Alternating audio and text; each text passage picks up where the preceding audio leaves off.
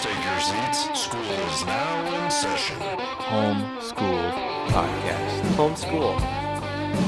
The homeschool podcast. Why? Because he was homeschooled. I don't want to do that. Okay. I don't want to do that at all.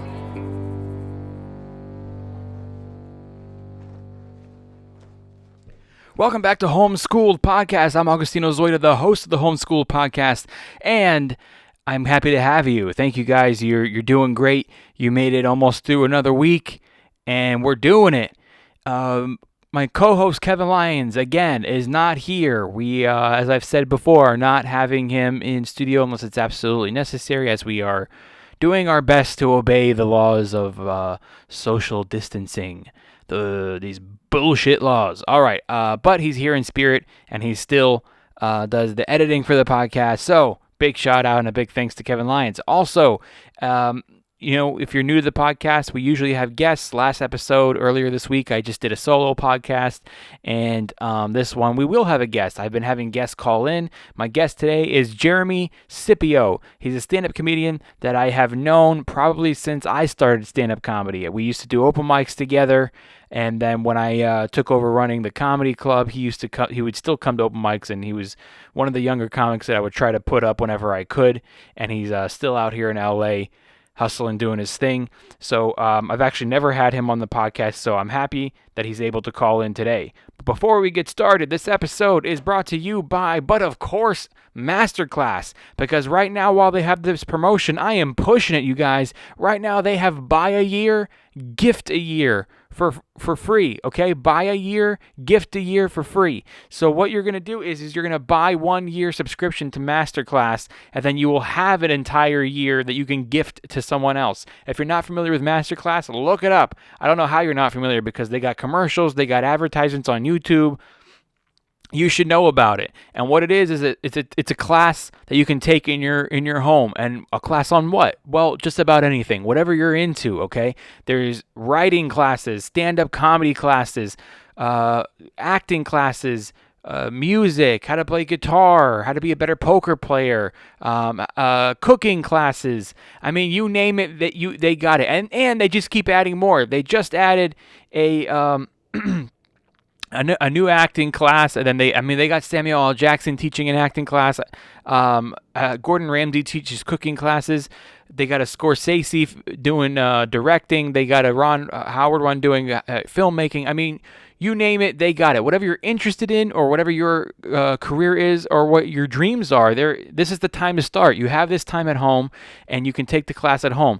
Now, you can buy each class if you want to, but it just makes more sense to buy the subscription for the year, because it comes out to $15 a month. You pay it up front, but it ends up coming out to $15 a month for an entire year, okay? And then you're going to be able to gift an entire year to somebody else that you know who's also stuck at home and could really use this time to focus on something that they're interested in, okay? So that's the business, and we're going to give a call right now to our guest, Jeremy Scipio. But first, don't forget, it's Masterclass. The link is in the description, and you can head over to homeschooledpod.com, click on sponsors, and you'll see all our sponsors there, including Masterclass. And while you're there, head on over to merch and pick up a t-shirt, which is the best way to support the Homeschool Podcast, by buying a t-shirt or a mug or a sticker or something. I mean, I got beach towels, and I just added a couple new products because I'm releasing a comedy album. It's called The Bad Guy. That's the name of my comedy album, and the actual cover of my album is some really cool artwork, and you can get it on a mug, you can get it on a fleece blanket, or you can get the sticker of it. So there are some new products in addition to our old Homeschool Podcast ex-president's design, but you can now get the artwork, the cover of my album, which is coming out soon, and it's on sticker, mug, or a fleece blanket. Some pretty cool stuff. Check it out. Homeschoolpod.com. Click on merch. Like I said, we got Jeremy Scipio, and let's give him a call.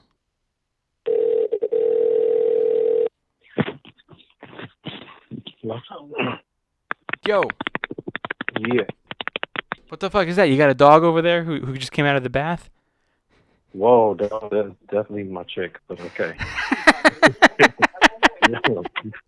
Wow. Start too early, bro. No, it sounds like when a dog gets out of the bath and they shake their whole body. That's what it sounded like. You're doing it again. Okay. All right. Okay. What's going on, man? I'm talking about your personal life. Yeah. The shit you make. Well, I mean, who told you to put it on speakerphone? Well, she's too occupied, or she would have responded herself. Oh, okay. What's going on, man? Huh? What's happening? Oh, everything's great. How about you? I mean, it's great, right? I mean, we're doing doing what I can. I mean, it's great. How are you keeping busy over there? I mean, I don't know about you, dude, but I am going insane not being able to go on stage. Yeah. I mean, the live entertainment business as a whole, globally, has been shaken up by this. Yeah. But the way I live my life, it's always like I'm always trying to keep up. So while I'm like traveling or doing comedy related stuff, it's always hard to sit down and write. And I would kick my butt. I would kick myself in the butt. Like, yeah, I need to do something to do this. So, I'm getting the time to actually catch up and stuff. And so that's why I've been spending most of my time. So you have been like making time to actually sit down and write stuff out, write out premises, or? Yeah, every day, man. I have to make sense out of this. Yeah. If I come out of this and don't have nothing finished, bro, it's like, oh, it's been me the whole time holding me back. Right. It's not the corrupt corporations and the business politics of comedy. Yeah. I'm a lazy piece of shit. That's what it is. If you come out of this and you didn't get anything done, but then you're still like, man, the industry trying to hold me down. Well, also too, I kind of gone back to some old habits. I started painting again. Oh, cool. Yeah, your painting was one of the last paintings I made ever. My painting was the last one. You know what's funny, dude, is I was cleaning out my garage and I found it, and and I now have it up here in the podcast studio. Hey, there it is. Yeah.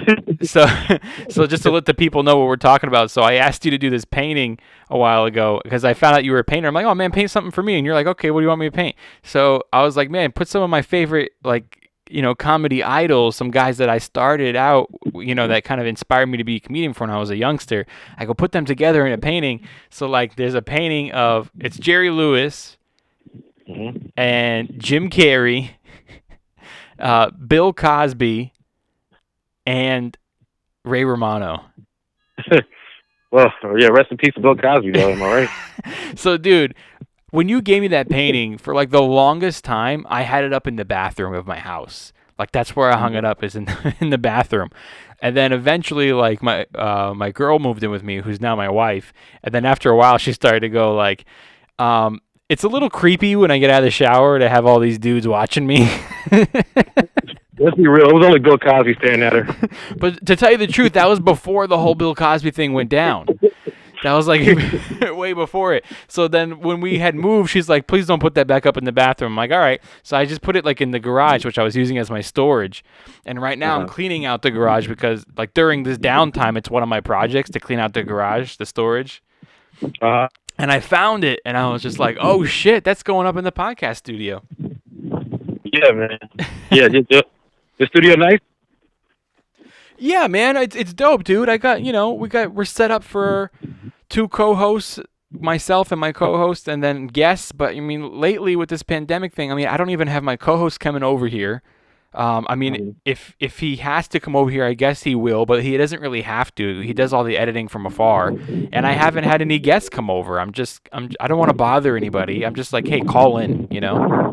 That's how I've been doing other podcasts and stuff, and pretty much if it's not Zoom, it's through audio. But yeah, I mean, it's cool. Everybody's staying productive. Well, I'm also glad I got to contribute to your studio without even knowing it. Yeah, you did. I'm back on it. If you wanted me to re-up on one, I remember when I made yours, and I don't know if you know Jeffrey Baldinger, but I made sounds familiar. a Ray Charles one for him. Oh, that's cool. Yeah, I do know him. Yeah, of course. Right. Yeah. That's cool. Oh, that's right, because he plays piano at the Improv and stuff, and at the Comedy Store. Yeah, that's right. And then also while I was in the garage, I found this other painting that somebody made for me, and this guy named Steven that would always come out to the shows, and he does like really abstract, not abstract, what's the word I'm looking for? I don't know. More just like his art all kind of looks like similar, like he'll do like people and you can tell who the person is, but they almost kind of look dead or like creepy or zombie or something like that. So he did one of me and like years and years and years ago and brought it to one of the shows and I kept that. And then that was also in the storage. So I just put that up in the podcast studio too, like literally this week. Wait, so he made a painting of you dead? It's not dead. That's just the way I'm describing it because all of his art kind of looks the same. Like if you go on his Instagram, which like I don't have it in front of me, but if you go to his Instagram, he's got like a couple of famous people, and they all kind of look like I don't know how to describe it. It's just like kind of like not dead, but like a little deformed. Dying. Maybe or a little Picasso-y. You know what I mean? Yeah, I need a Bron Horizons. I'm gonna check it out because I need to. I'm like I said, I've been inspired, so I've been like doing just pretty much playing catch up. So what's inspiring you? Because I just did a solo episode earlier this week where I was by myself, and I was talking about that I got super inspired because I was listening to a really old comedy album that I had recorded but never released it. So that's another project I've been doing during this downtime is actually editing it and getting it out. So I've been constantly listening to like this really old set that I don't even do that material anymore. But I got really inspired and by how I was coming up with all these ideas for how to make those jokes better or it was just making that muscle in my brain work again to come up with like new jokes. So I just got really inspired to start writing new jokes and stuff. So what's been inspiring you to start painting again? The first one I did, I kind of did a mixture between, it's like, I'm not finished with it yet, but it's Martin Luther King and the Egyptian pharaoh.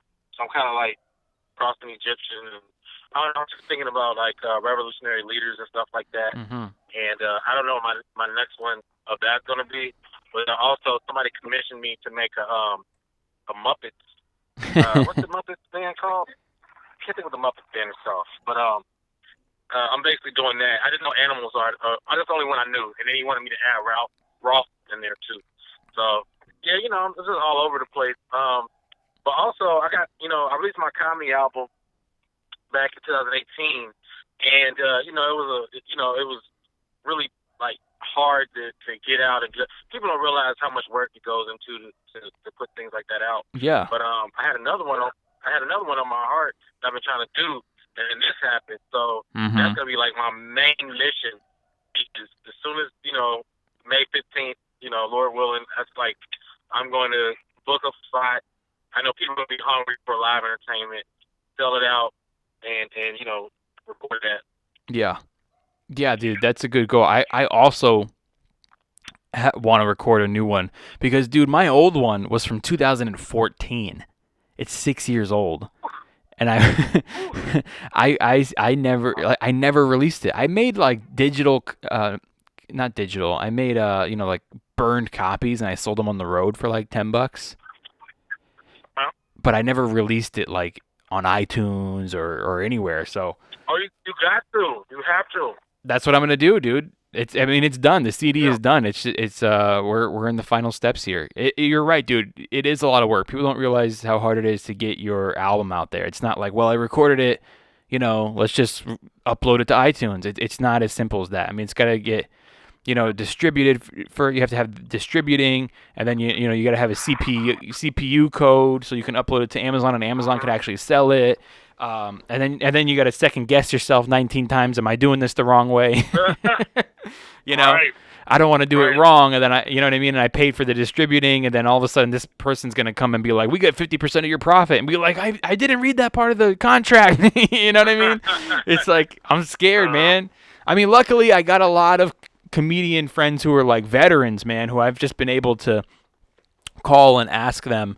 Although it has been a little tricky because, some of the comics that I know are like a little further along or a lot further along than I am. And I call them and I go like, okay, so how did you do it when you released your album? And they'll be like, they'll tell you, oh man, it's easy. You do this, you do that. I go, okay. And then like, I'll have a follow-up question and they'll be like, oh, I don't know. My record label did that. I'm like, well, I ain't got a record label, bro. Like, I don't know. Ask my agent. I'm like, Yeah, times are different, but the benefit of releasing independently, yeah. you know what I mean, is that you can kind of control more and obviously get more profit. The way Mm-hmm. somebody explained it to me was that would you rather get was it $300 of $1,000 that you made, or would you rather get $300 of $300 you made? Yeah, I think I even read that. I read that online too because they were saying to go with a distributor or a label company. Yeah, exactly what you're saying. Because if you go independently, you're like, yeah, I get 100% of the profit. But it's like, yeah, but they don't really get it out there everywhere. You know what I mean? So Mm-hmm. yeah, that's what it was. It's like, do you want 100% of $100, or do you want like 50% of $1,000? Right. Because that's what it Yeah. was, and they'll actually like distribute it out there, and they'll put it out there, and you'll actually get more money when you go through a distributor. Mm-hmm. Yeah, I mean, I think with us and where we're at, and as long as we've been doing it, I think it's important to create product. You know what I'm saying? Like, Yeah. because you know what I mean. At this point, you know, you got all the resources. You even have like the vets to talk to. You got you through. You know what I'm saying? And I think if something happens, your only legacy is the products that you created. You know what I'm saying? Now, it's not like we can create specials. You know, that's going to be. You know, I mean, of course, if you can, that's way better. But Yeah. till then, comedy albums, baby. Yeah. So you've already Yeah, that's what released my heart one said. in 2018. Mm-hmm. What's it called? Yep. It did. Happens to the best of us.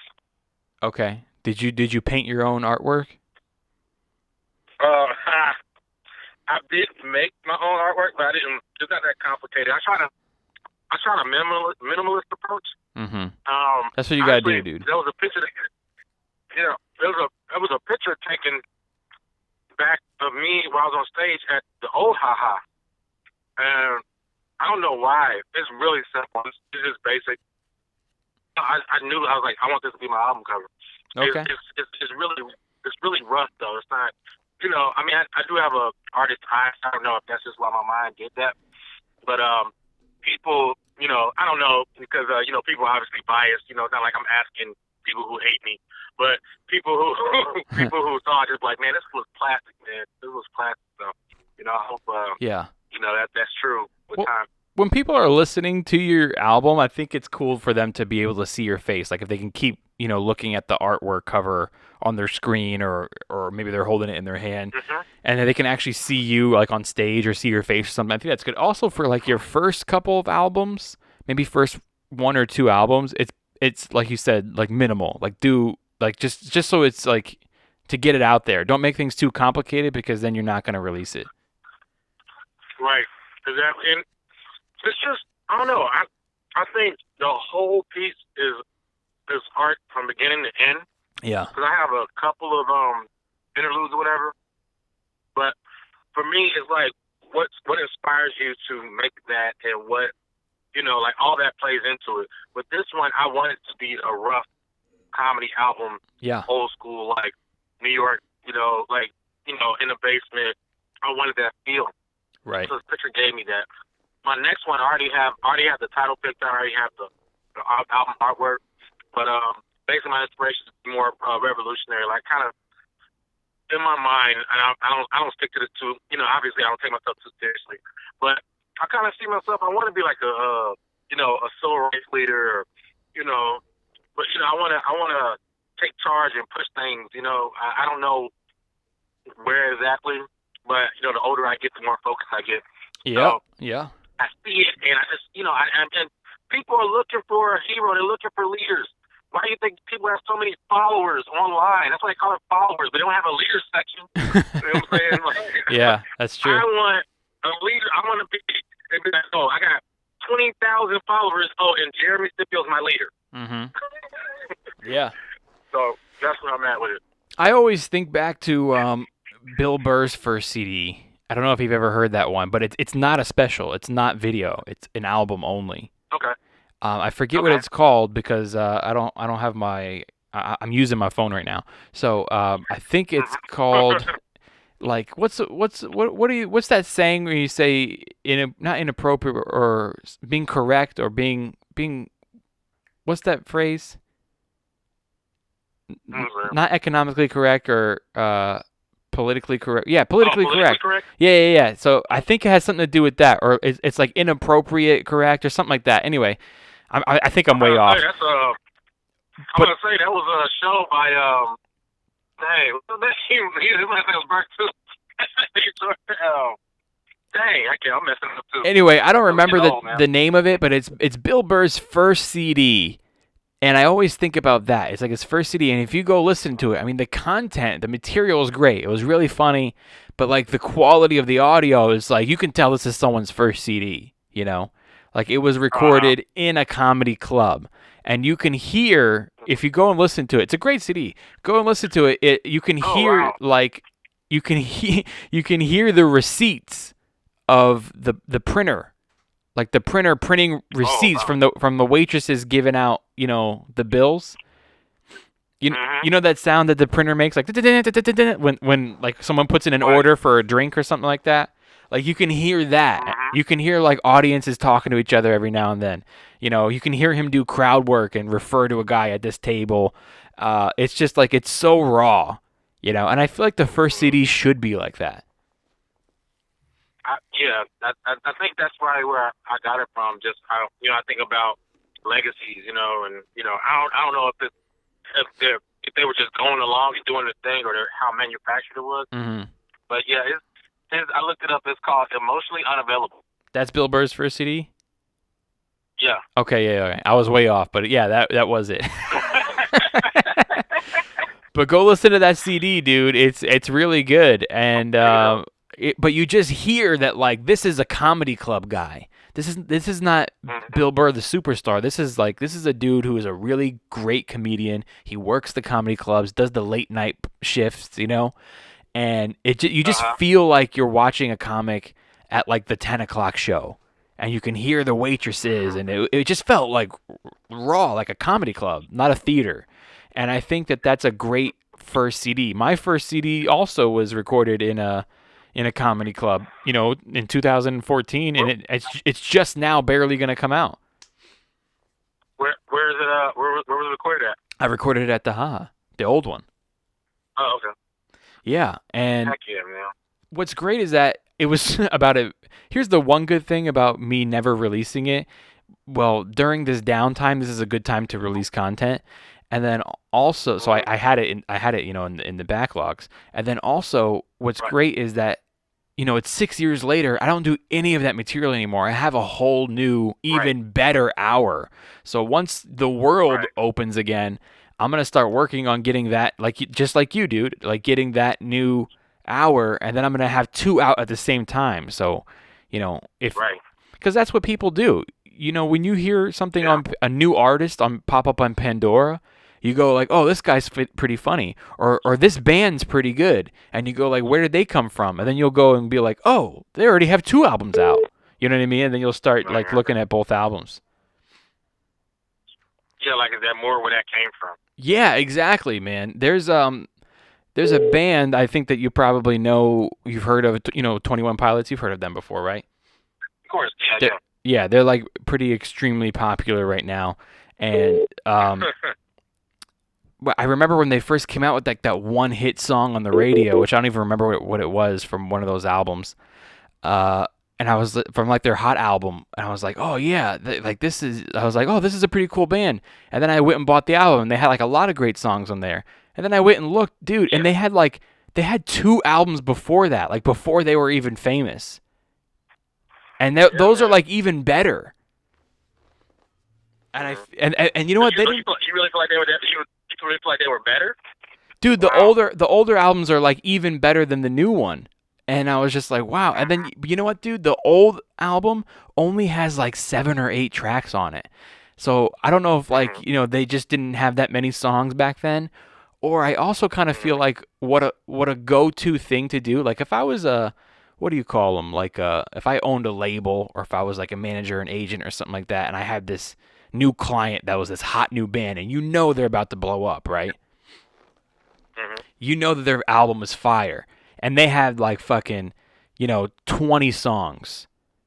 I would say to that artist, I would be like, we're not going to release all 20 songs on your one album. We're going to release your album with that hit song on it, and then everyone's going to go buy it, but we're only going to release 10 songs on that one. And then we're going to take the other 10 tracks, and we're going to put it on this album, but we're going to say it was recorded back in 2009. And then people are going to go like, whoa, where did this band come from? And then go, oh shit, they've been around for a while. But the content is like all next level. Yeah, you're playing into people's need to feel exclusive, to have exclusive content. You know what I mean? Cause everybody doesn't like the popular or the mainstream. So I just like I remember everybody loves Richard Pryor, obviously, but there's a special that not a lot of people have seen. At least back then, it's probably more known now. But it's called Richard Pryor Live and Smoking. Mm-hmm. And have you seen that? No. Okay, you should watch. It's very rough. It's very rough. I don't feel this way, but people have described it as watching Richard Pryor bomb. I don't feel that way. It's just kind of back to what we were talking about, how raw it was. But because of that, and it was released so much later, I mean, it sold and did so well. Right, of course. But yeah, I think it's a good marketing strategy. I think you're onto something. But also too, I think with I don't want to say with comics, but just with artists in general, fighting that voice in your head. I wouldn't even have to say 10 songs or whatever. I would say 5, man. Just release an EP. Like, I think it's easier to keep going once you get started. But a lot of people focus on perfecting the first one, and I think that's what slows you down, holds you back. You know what I mean? Like, nothing's perfect. Nothing's ever perfect, But if you start, then you can work on perfection. Mm-hmm. You know what I'm saying? And that's one thing I realized, because in my heart, I wanted to record that back in 2015. Yeah. I ended up recording in 2017 at New York Comedy Club. And I still held on to it because I was, going back and forth with the editor. And I don't know, I just was like thinking, what should I add to it? What should I take out? Yeah. And, sometimes it would seem hilarious to me. Sometimes it felt like bombing to me. And I don't know why that is. When you hear your voice, you're just like, you got to go through like, is this funny? This is funny. Nah, I'm we're going to do it again. So, I mean, but I appreciate the journey. Yeah, dude, I recorded that one back in 2014, and I'm listening to it now, and I'm looking at it going like, well, these bits aren't done. I had so many punchlines for these. I could have made them so much better, but at the time, you're thinking these are done. Like, this is great. This is ready to be released, and I'm sure it was. But just like, now I'm so much more advanced, and I can write punchlines a little bit better, and I can take things to the next level that you realize, oh, that joke's not done. I could have just gone more with it. I'm more advanced now. So like, I feel like that's always going to happen. So if you waited till like 2019 to release it, 2020, you know what I mean? No matter what, at one point you're going to go back to it and you're going to like criticize it. Absolutely. I can't. I really. Yeah, man, I recorded, I was listening to my old one, and, I edited a little bit out. It was like over an hour, and now it's 51 minutes. There was some of it I edited out that was a little dated. I was like, you know what, this is old. I don't even want that in there at all. And then everything that I left in, there's like some solid bits in it. I'm like, wow, even 6 years later, I'm like, wow, that was a really good bit. I should bring that back, So I'm hoping that, You said it's 50 minutes? It's 51 minutes. 51 minutes? Yeah. I don't know if we're talking about this off air, but you might want to make 2 out of it. Why? I mean, you dropped 2. You like kind of what you were saying, man. You dropped 2. I mean, only if it's formatted the right way. I think every set of jokes tells a story. Yeah. So it depends on what story you tell. But I mean, dropping 2 comedy albums, man, like. At once. That's like beastly, man. I don't know. That would be great, dude. Yeah. That would, I mean, that would be absolutely awesome. But I mean, it's 16 tracks, and some of the tracks are longer because they're long bits or stories, and then some of the other ones are only like a minute and a half or 2 minutes. So it's like, I don't know. I would feel like if I split it up, there would be one of them would not have enough in it. And but I'm happy with a lot of the bits in there. They're just like really great, and I'm just hoping that once it starts playing on Pandora and stuff like that, people will get to know me a little bit better and go, dude, that's a really smart bit, or that's a really good bit, and go, I want to see what else this guy has. And by that time, hopefully, I will have my newest one out, which I'm gonna, as soon as the world opens, we'll work on that. Which I already have it. I have it written. It's done. I'll be honest, man. I don't see we don't see each other as often as we used to, but every time I do see you on stage, man, you're killing. Thank you, man.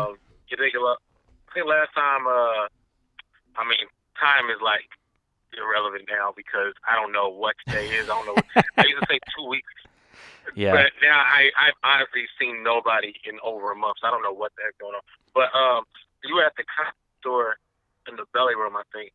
And, I always like walking in while somebody's on stage and see them killing. You know what I'm saying? Like that. Yeah.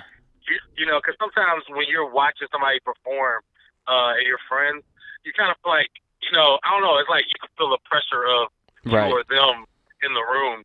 But just walking in and just watching you do your thing, I'm like, oh, yeah. I'm the beast, man. Because you take that journey with them from the beginning. Like if you're hanging with your buddy off stage and then they go, I'm next, watching them walk to the stage and starting their act, because starting the act is the hardest part, because that's like getting the audience, trying to get the audience right away, and that waiting to see if you're going to take them. Like, I know what you mean, dude. Like, it's like you're taking that journey because you've been there. That's also why I like, dude, when I'm at home with my wife and we go like, hey, let's watch a comedy special. Well, recently we just watched Louis C.K.'s newest special. So we're like, oh, let's watch Louis C.K.'s special. I do. So we go to put it on, and this is something that I've always said to my wife. Like, I don't know about your girl or about you, but I'm a person that likes to watch everything from the beginning to the end. Like, yeah. My wife is one of those people that skips the intro music of sitcoms. You know what I mean? Or when you put a DVD in, she fast forward through the trailers. I like to watch the trailers. I like to watch the intro music to every sitcom. Even if you're watching the show over and over again, I'm like, it's a part of the experience is the intro music. It's there for a reason, you know what I mean? So she likes to skip everything. And she won't sit down and watch the special until the guy's out on the stage. But I like watching how different comedians start their specials. Right? Because everybody does it differently. Some guys, they do it like they're already on the stage when it starts. Some guys walk out. Some guys do like a cool little sketch in the beginning, or they walk from backstage, or they walk from the trailer or something like that, or the hotel room. It's just cool. You get the full experience. And I get what you mean by watching your friends. I like how Louis does, man. Louis just starts. He don't give a fuck, man. Yeah, he just starts. Starts talking fast to the crowd. He's always done that. No glitz and glamour. Even one of his old ones. Remember he did live at Beacon, sold out Beacon Theater. Yeah. He just walked out like there was no announcement that the show was starting. They hadn't even dimmed the lights yet. He just walked out and he was just like, "Hey, we're gonna start. Dim the lights. There's no opening act."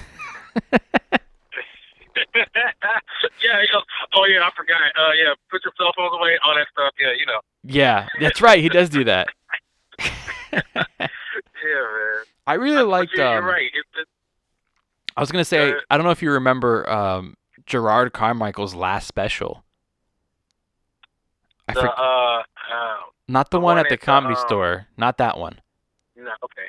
The one it was the most recent one. The one at the theater, where it was like a circle of people around him.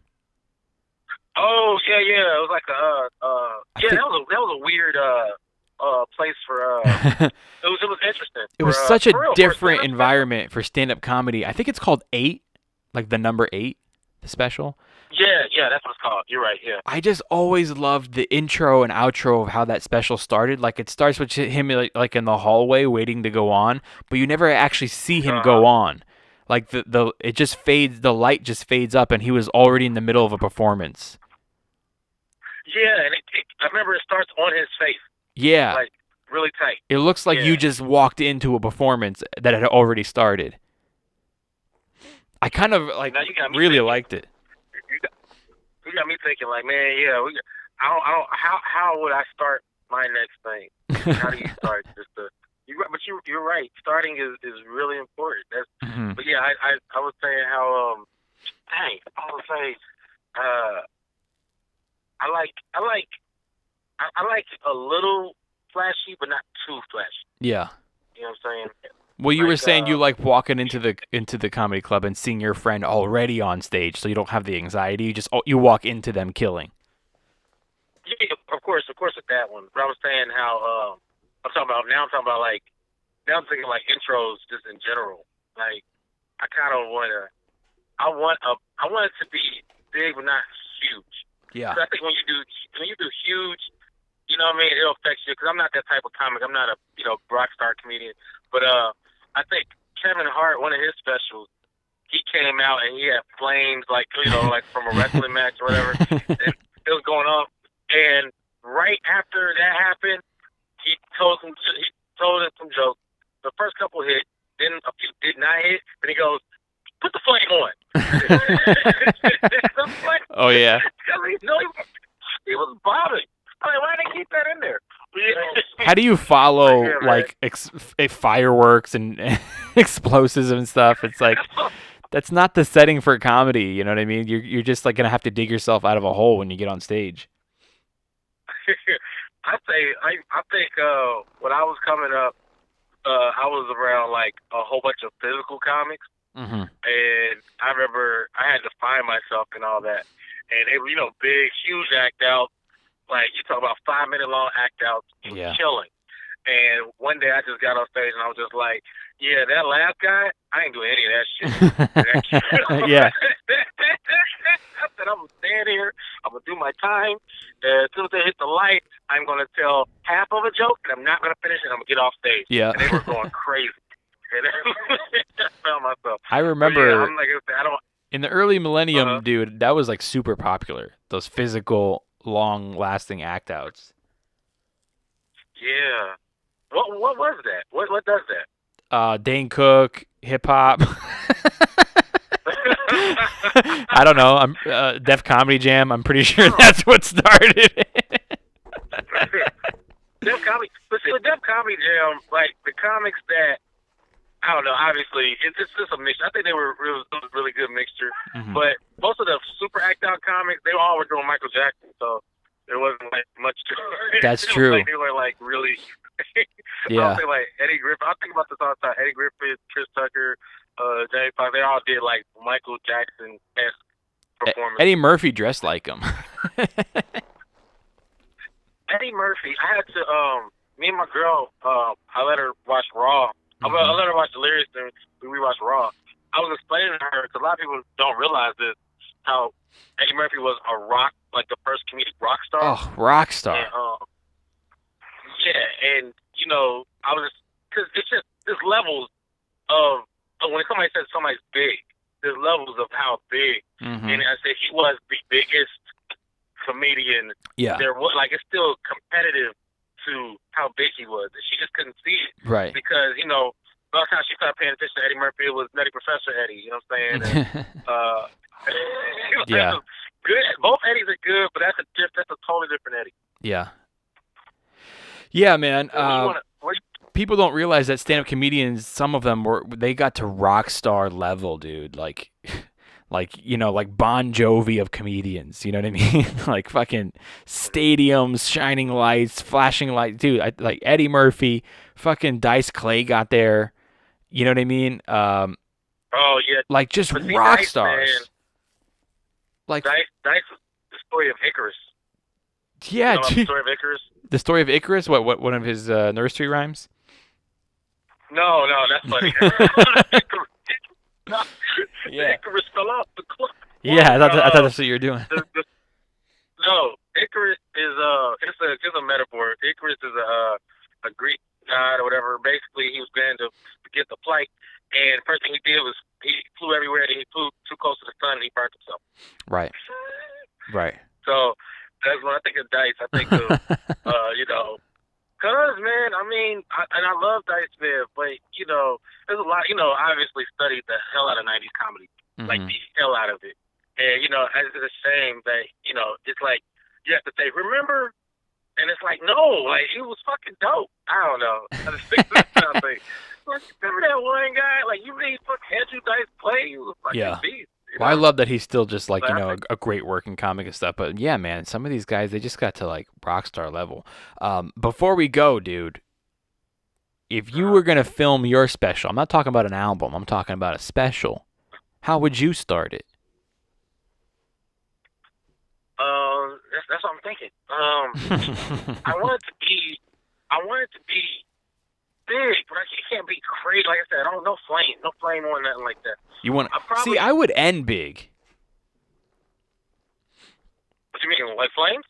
Like if you're gonna do something big, like flames or firework or smokes or something like that, I would do it at the end, and get like a cool photo. I wouldn't start like that, because then you gotta follow it. This is what I do, and I'm going to say it on here. And if it's stolen, I got some heat behind it. So this is my plan B. Okay. If it's stolen, I got something better than this. I just thought about this stuff. I'm gonna stage a riot on my show, right? Okay. Stage a riot to the point you think it's real, and then finally I'm gonna come out. I'm gonna break up the riot with a hose or something. Oh, Jesus Christ. And then everybody's just going to sit there all wet while they watch your set. Especially the front row. For the front row. I'm going to be like, there's like a civil rights version of Gallagher. Yeah, that's a little extreme. I think you're starting big. I've never been a giant fan, although I do like when people just do different things, and I like to see what everybody else does. But I've never personally been a giant fan of like doing like a sketch or something first. But I more like when they show behind the scenes stuff and make you feel like you're seeing a special part of the show that the audience doesn't see. So I do like when the very quiet and subtle, or I like when the camera follows you, from your green room all the way out to the stage and stuff like that. I think that I would start like that. Mm-hmm. I would like to pay honor to my inspirations too, because I like what Chris Rock did for Bring the Pain. He had he had all his favorite comedy albums kind of silhouetted. Oh, that's right. Yeah, as he stepped foot on stage. That's great. Well, you're gonna have to come out with a lot of comedy albums before you do that. You know what? I said you're gonna have to release a lot of comedy albums before you can do that. No. He had other people's. Oh, other people. Oh, okay. Yeah. He had no, not me. Like yeah. Like he had. I think one was like Bill Cosby. The other one was like I can't remember. That's so cool though. Dice. I think Dice found that one too. But yeah, he just had the ones that inspired him. I like another one that also Chris Rock. I saw him, just what I described, where he just walked. It was a big theater, so it was a long walk from like the dressing room, and he went downstairs and he had a couple buddies with him. And then I like how he kind of like left his buddies behind and went and walked on his own and got his peace and quiet before he went on stage. I like that intro too. A project that I'm working on, or it's like a baby idea right now. Well, it's not a baby idea. I just mean it hasn't begun. This is something that I was about to do before the world closed. Okay. So my next special or album is not going to be a special. So like I said to you, when the world opens back up again, I'm going to get a new CD out. I will. But what I'm actually going to do is I'm going to record it at a theater. The whole hour, I'll record it, video and audio. The audio will be released as 1 hour special for albums. Okay. Mm-hmm. The actual video is not going to be released for a special, but I will use it for a documentary that I want to create about creating a special, like how hard it is, so people can see how hard it is to actually create a special. And how, the career of a comedian, how difficult it actually is. So that's what the documentary is going to be about. And so we'll have something to cut to of me, footage of me performing in a theater. And then, but I'll actually use the audio of it for an album. So that's my idea. I think super, super smart. I tried to I tried to do that with my Caroline's performance. I headlined Caroline's back in August for the first time, and I was trying to do the whole jog until I got out, trying to make it look all amped up and stuff like that. But man, so many pieces of that fell apart. It'll be like it might as well be a spoof of yours. Right. I got you. Yeah. I hate when you're trying to plan something and it just doesn't go the way you want. It's like it's better just to record the natural and then just keep the camera going no matter what, and then we'll edit with what we got. Absolutely. Definitely agree. Well, listen, dude, it was great catching up with you, man. I'm glad to hear that you're being productive in all this, and you've been inspired to start writing and painting again. So I'm glad, dude. I'm happy to hear from you. Yeah, you too, man. Thanks for my ear beating. Yeah, I had to give you an ear beating. But anyway, dude, yeah, I'll see you. I'll see you on the outside when the world opens. One day soon. Yeah, man. Right. Let me know if you need anything. All right, sure. All right, buddy. Later. All right, please. That was Jeremy Scippio. I love him. He's such a cool dude, and it's kind of a special thing for everybody, but I know from my own experience as a stand-up comedian, it's a special thing when you start stand-up comedy with a bunch of people and all of them eventually quit, but there are a few that, you're like, oh, hey, I like the first day I went to open mic, that guy was there, and like we're still here, we're still in this, it's just always kind of a special feeling, and he's one of the dudes that I started with, so I love running into him. I often run into him at the Comedy Store or the Ha Ha Comedy Club. It's great. He's a good guy, and I'm glad he was able to call in today, and I'm glad that all of you were able to be here today. This is my second podcast of this week. This is our Friday edition. I hope that you guys had a great week, and you're being productive, and you're getting up, and you're taking my advice from my podcast that I released earlier this week, where you're setting an alarm, you're waking up as if you're going to work, and you're getting up, you're showering, you're having your coffee, you're doing what you got to do, whatever it is. You're exercising, you're getting online, you're being creative, you're writing, you're painting, you're whatever it is that you normally do. I hope you're doing it. You're starting your project that you've been putting off. Just pretend that you got a job. Get up, get dressed. I hope that you're taking my advice. And don't forget to go to homeschoolpod.com. Click on sponsors. You can see all our sponsors like Masterclass, and the link for Masterclass to sign up will be in the description of this podcast. And while you're on homeschoolpod.com, head on over to merch. Click the tab merch for merchandise. Merch. You can see all of that's the best way to support, is to buy some Homeschool Podcast merch. T-shirts, hoodies. I got yoga pants. I got ladies tank tops. I got guys tank tops. And it's all our ex-presidents series for the Homeschool Podcast logo. If you don't know what I mean by ex-presidents, go check it out. It's a dope logo. It's only going to be available until we hit episode 300. Then it's going to be taken down. So everybody who got that logo while it was out, we'll know that you were an OG, and then when episode 300 comes out, we'll have a different logo. Also, I've just released the cover of my album. My comedy album is called The Bad Guy. It'll be out soon. I'll keep you guys posted on that. But the actual artwork for the album is available on the website to buy a mug, or it's a pretty dope logo on a mug or a sticker or a fleece blanket. So go ahead and check it out at homeschoolpod.com. Click on merch. All right, you guys, have a great weekend. Be productive. Have fun. Stay happy. Do your best not to be depressed. Talk to people. Go outside, get some fresh air. Be productive, and enjoy your weekend doing things that you like to do. I'll see you next time.